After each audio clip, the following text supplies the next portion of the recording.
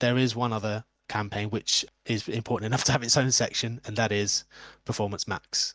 So it's kind of the new kid on the block. However, it's actually been around now for about 2 years, so it's not so new, I guess, anymore. So Performance Max is essentially a fully automated goal-based campaign, and it uses Google's machine learning to optimize ad placements, bids, and creative across all of Google networks. So in other words, it's Google's real first foray into AI advertising to some extent.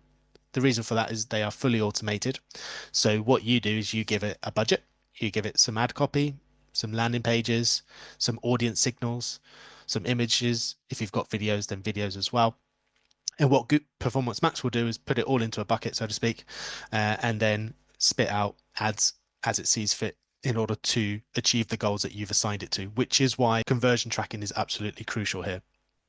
So if you don't have conversion tracking, if you're not able to track people making a purchase or submitting a lead in an accurate manner, then we strongly recommend actually not going ahead with Performance Max. It's better to get that sorted first. They are meant to complement search campaigns in particular. We've seen some quite good results using that strategy, but what Google won't tell you is that it is likely an insight into the future of Google Ads, moving away from keyword-based campaigns. You don't target keywords with Performance Max campaigns. You target goals, you target conversions. So you set what you class as a conversion, and Performance Max will kind of do the rest for you. It will appear across all different Google networks, so it will appear as display ads, video ads, search ads, and so on and so forth. But it is kind of where PPC is going, at least within Google Ads. So who is it for? So Performance Max campaigns are ideal for businesses that want to achieve specific conversion goals and are open to a fully automated approach to ad placement and bidding. So again, just to emphasize again, just how important conversion tracking is really. If you don't have that set up correctly, Performance Max isn't really for you. But if you do, then e-commerce business can really leverage PMax quite well. It has the ability to dynamically showcase the right products across all different channels, so not just in the search engine results page, but also across other websites through the display network or even on YouTube through video campaigns. Businesses, any business with a PPC history as well, it will use previous conversion data to try and help Performance Max perform essentially. So if you're just starting out of PPC, then it's probably one to steer away from just for the time being. Run some more traditional campaigns first, build up that history, and then give Performance Max a go. And then also companies with larger budgets can really make the most out of PMax. So it's not really cheap to run, to be honest, because you're effectively have 4 campaigns in one with search, shopping, video, display potentially as well.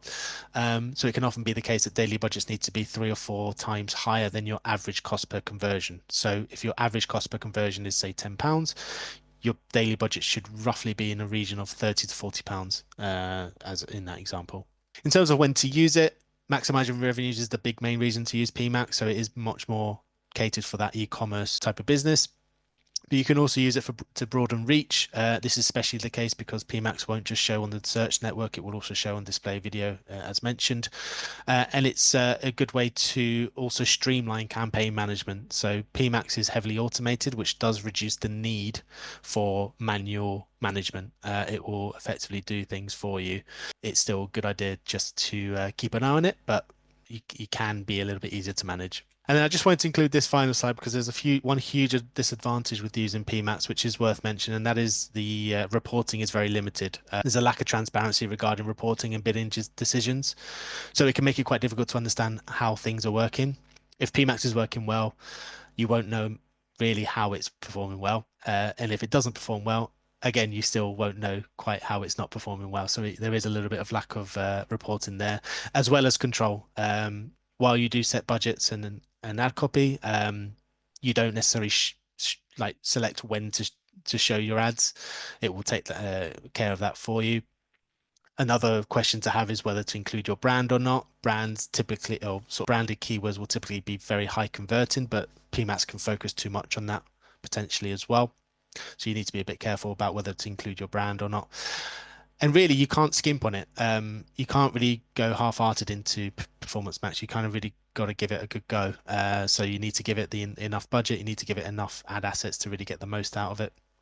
And that's because there's also a longer learning phase as well. So campaigns can typically take up to a month sometimes to really start seeing some results. Would you recommend running that along with search campaigns? Was a quick question. Do you have? Absolutely. So performance max can take care of video and display on its own, so you can not run those type of ads. But search ads, you because you kind of you want to control more when people are actually searching for you. You might want to retain some of that control. With display ads, you're maybe a little bit more lenient in terms of where they show. You just want to get that brand awareness out there. But for search campaigns specifically, you do really want to retain that bit of control.